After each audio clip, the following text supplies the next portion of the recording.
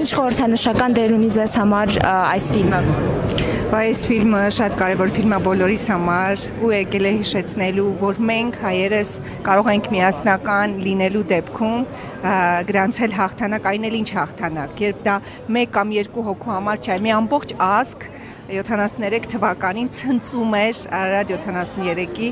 հաղթանակով ու ինձ համար այսօր տոն է ու կարծում եմ շատերի համար, ովքեր այսօր այստեղ ներկա են ու վստահաբար ֆիլմը մեծ հաջողություն կունենա։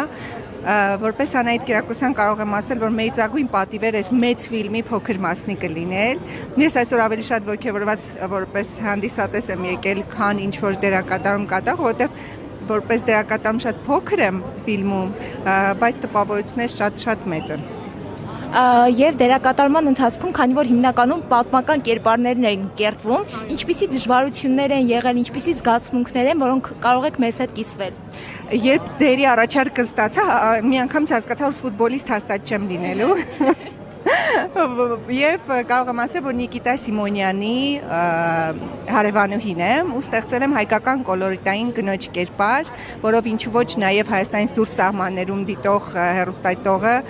հանդիսատեսը, դիտորդը կտեսնի այդ յուրահատուկ կոլորիտը հայ կնոջ։ Բարդություններ որպես այդպեսին չկար, հետաքրքիր էր աշխատել Իգոր Բյուրոևի հետ, տեսարաններս մեծամասամբ իր հետ էին եւ մեր հայ դերասաններից Արման Նավասարդյանի շատ սիրուն համեղ հաճելի կտորներ ունենք ֆիլմը։